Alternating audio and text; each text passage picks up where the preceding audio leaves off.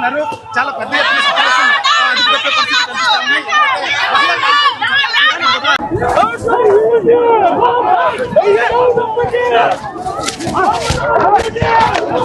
వదిలేస్తే మా పనుల మీద మేము దృష్టి పెట్టి మేము అభివృద్ధి కార్యక్రమంలో ముందుకెళ్తూ ఉంటే ఇలా ఎంకరేజ్ చేసినట్టే అవుతుంది అన్న ఒక ఉద్దేశంతో ఈ రోజు మేము ఖచ్చితంగా దాడికి దిగబడ్డాము. మేమందరం కూడా చాలా సానుకూలంగా ఈ ధర్నాలో ఆయన్ని క్షమాపణ అడగబోతున్నాము.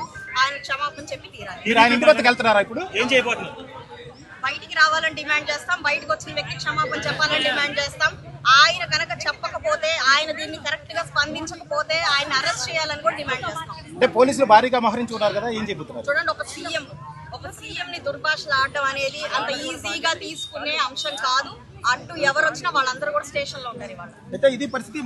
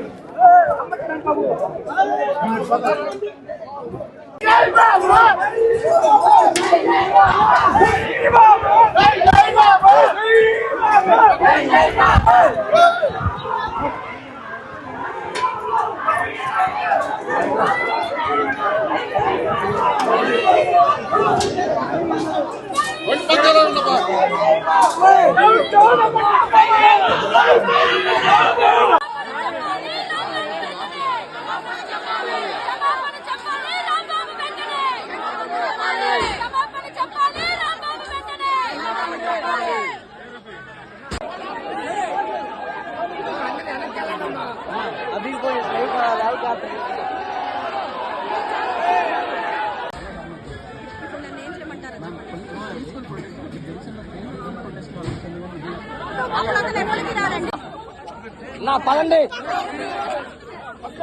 పక్కన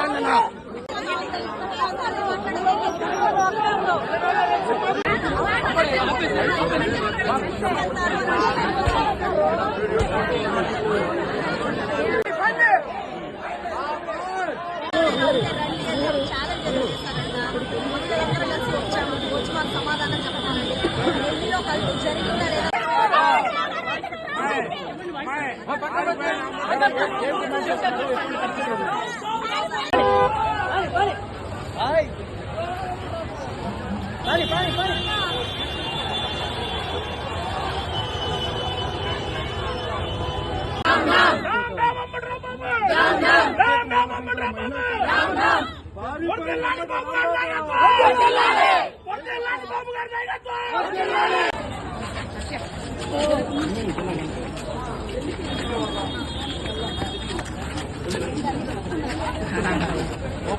అరే